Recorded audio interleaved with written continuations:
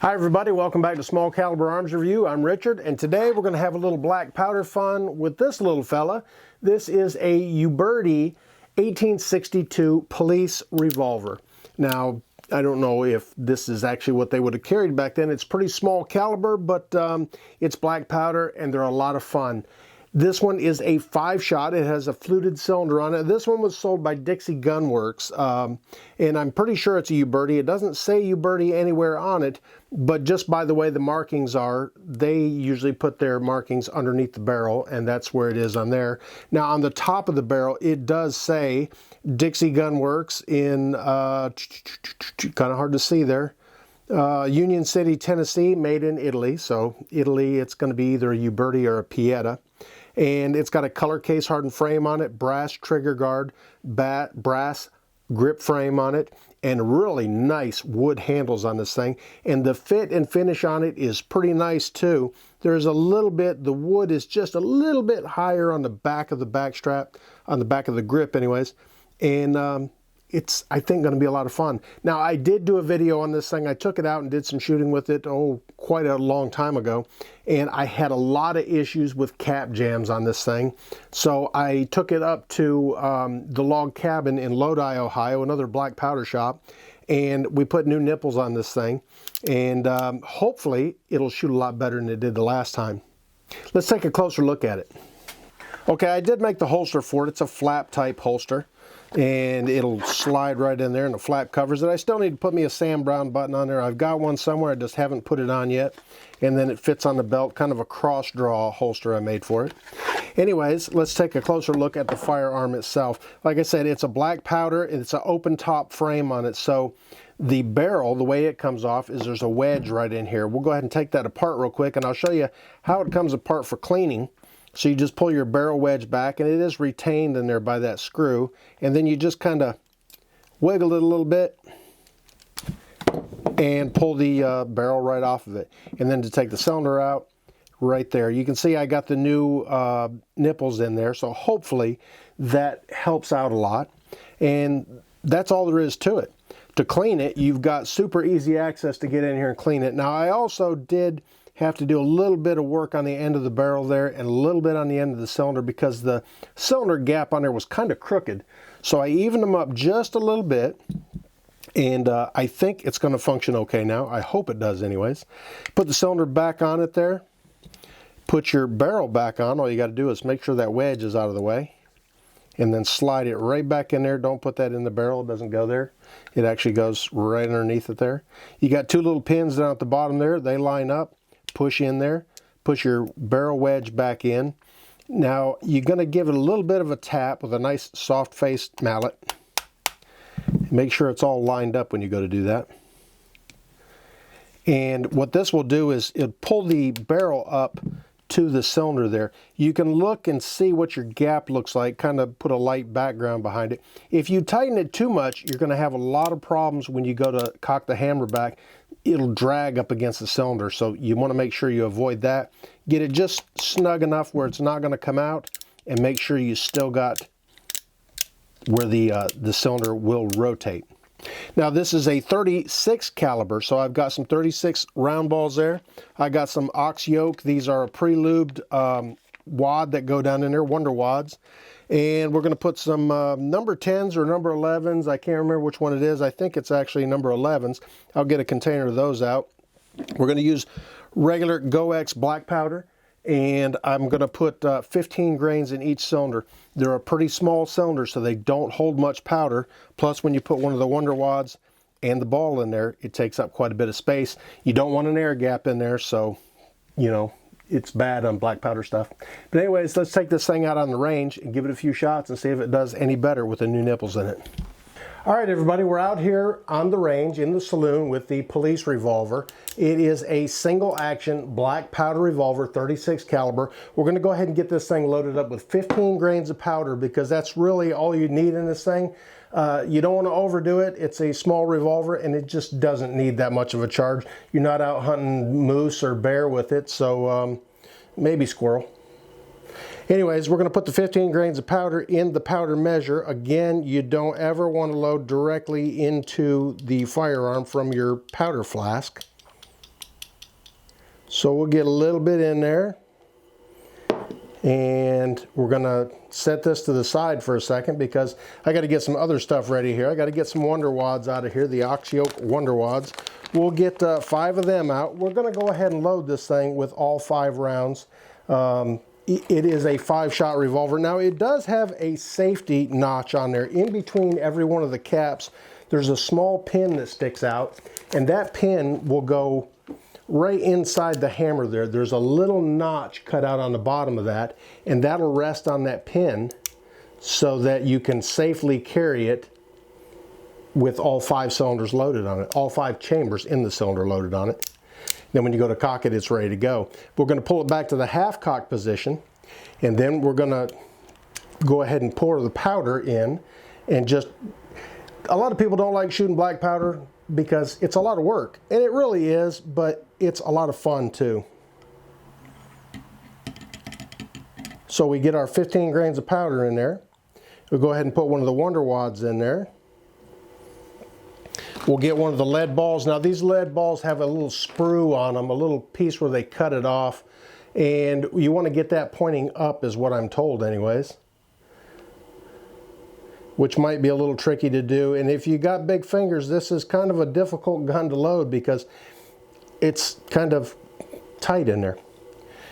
Anyways, you'll take the ram and go ahead and unlatch it, pull it down, put it right over top of the ball, and then push the ball home.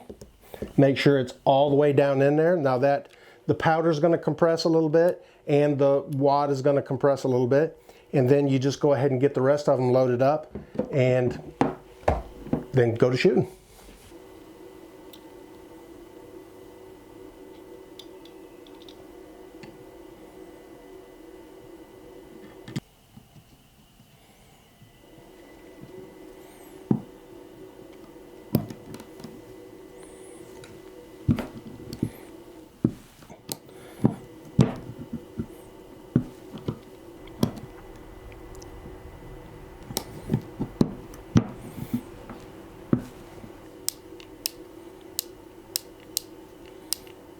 Look at all of them, make sure they appear to be all seated down in there.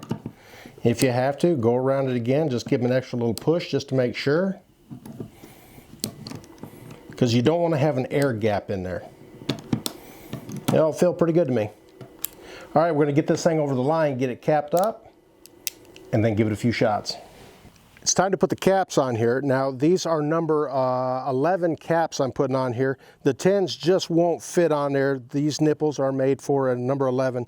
And really there's not enough room in there to get the capping tool in there, whether you've got a straight one or one of the snail or Ted Cash cappers. You can't get it in there. So you have to put them on by hand, and they're tricky, especially since they're so tiny. There's not a lot of room there. And if you've got big fingers, it makes it that much harder. So we'll get them all capped up and then give it a few shots. Okay, I've got my target set up there. This is the 7-yard line. We're gonna go back there and give it a few tries. Okay, I got my earplugs in and I've got my eyes on. Probably the most important thing you want to do when you're shooting any black powder stuff is have eyes on. You should have it on when you're doing anything, especially with black powder, because those caps tend to explode or fragment. Now, I did notice when I was putting the caps on there, they're kind of hard to get seated on there, and it's causing a little bit of the cylinder to drag as it rotates around. Right now, I've got it parked in the spot right between the 2 cylinders. I'm going to cock it, give it a shot at the target. Now, I hear these tend to shoot a little low, I think it was. Let's give it a try and see what happens.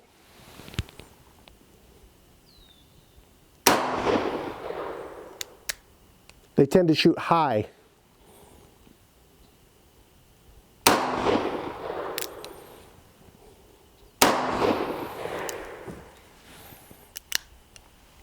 Now there's a cap jam right there. This one should fire.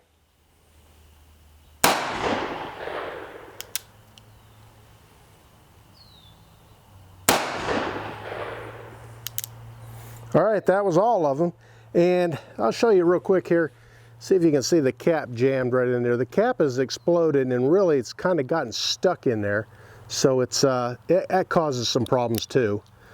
But sometimes they'll fall out, sometimes they kind of go around, and they'll actually get hung up down in the hammer area there.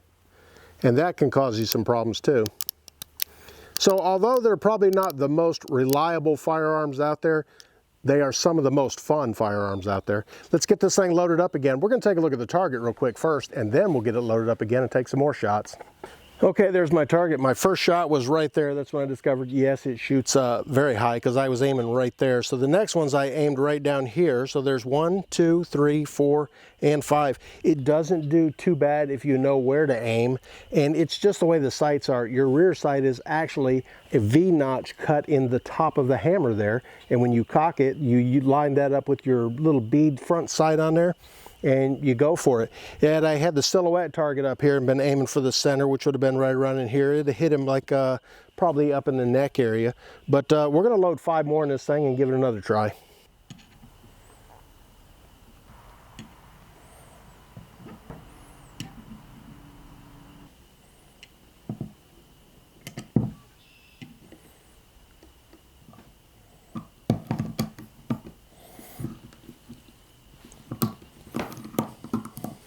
Another thing you want to do when you're doing black powder stuff is, or I should say you don't want to do, is you don't want to get distracted. You want to make sure you follow all the steps in the particular order and keep everything consistent. The last thing you want to do is forget to put powder in there. It's called dry balling it. It's a little easier to get undone with a revolver because you can take the cylinder out and you could take the nipple out and you could drive that ball out of there. But with a muzzle loading rifle, it's a whole lot more difficult. Now that I've got this thing all loaded up, the next thing I got to do is cap it. So I'm going to get it over on the line while I do that because I want to keep it pointed in a safe direction while I'm capping the revolver.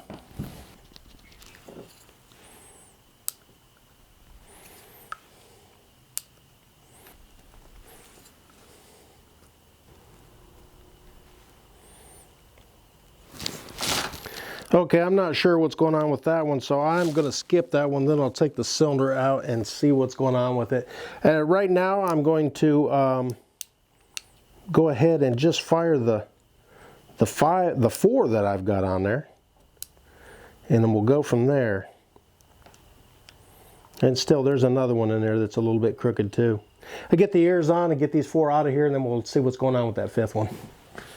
Okay, I'm going to try to get these 4 out of here and see what happens with it. It is dragging some, that's for sure.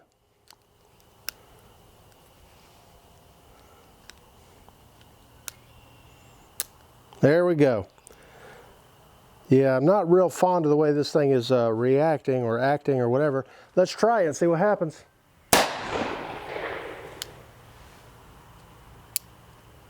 All right, there's going to be a little cap jam there. Get that out of there. That's my empty cylinder right there. So cock it one more time.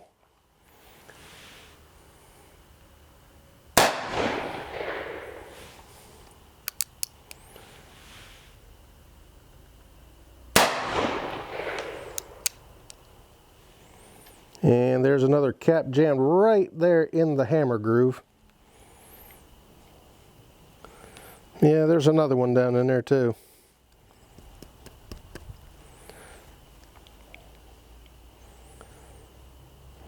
That's not going to fire. I'm going to have to dig that one out for sure.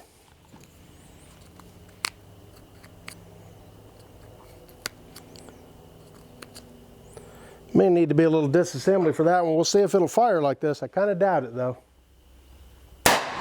Nope, it did fire. Okay, so that's the 4 that I had loaded up in there. And I got to see what's going on with that 5th one there. And I'm actually going to take it apart with no cap on it and see what's going on. Okay, I had to take the cylinder off and get a cap put on there and get it all put back together. So I'm going to fire this last round out of here, and I'm just going to have to go back to the bench and see what's going on with this thing, because it's just not doing like it should do. And I do have a cap jammed down inside the hammer there. I mean, it went completely inside. This one's ready to fire. Let's see what it does. And it did fire, and it did destroy the cap. So that was my last round that I had in there. I do have them all out now. So like I said, I got to get this thing taken apart. I definitely got to get that cap out that's stuck way down inside there and see what's going on with this thing, because it just, I like the little gun. It's a comfortable size. It's a neat looking little gun, but it's just gives me more problems than enjoyment. Okay, instead of taking it back to the bench, I fiddled with it a little bit out here, and it's the Remington number 11 caps seem to fit the best on it. I don't know, it's a pain. Like I said, I picked it up used. It looked like it was brand new, but maybe that should have been a clue there, because I'm sure that whoever had it before me probably had quite a few issues with it. I did tinker with it a little bit more, and I don't know, it's hit or miss with this thing. But I'm going to take 5 more shots, because that's all it's got in it. 5 more shots at that same target, one-handed, and we'll see what it does. Let's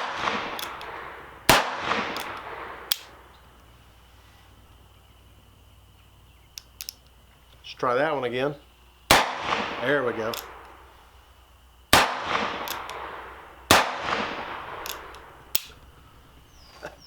All right, that wasn't too bad there. One, I guess it was a light strike. I might have had a little piece of a cap underneath the hammer there, but it did okay. This thing is really a pain to try to get the caps on the nipples, because there is not a lot of room there whatsoever. It's, I don't know. If you want to get one, expect that you're going to have issues with it. A lot of cap jams. There's a couple caps right there. And I mean, it is what it is. I don't have this kind of problem with my bigger cap and ball revolvers, the 1858 or the new model Army. I have not fired my walkers yet, but I don't know. It's up to you if you want to get one. It is a cool looking gun. It's a nice small gun, and 15 grains of powder there, it seemed to do just great. I don't know how many shots I got in the target there. Those last 5 there, I just kind of aimed it in that direction with the target. I probably did hit it a few times, but I don't know. I've got mixed emotions on this one. It's a good looking little gun.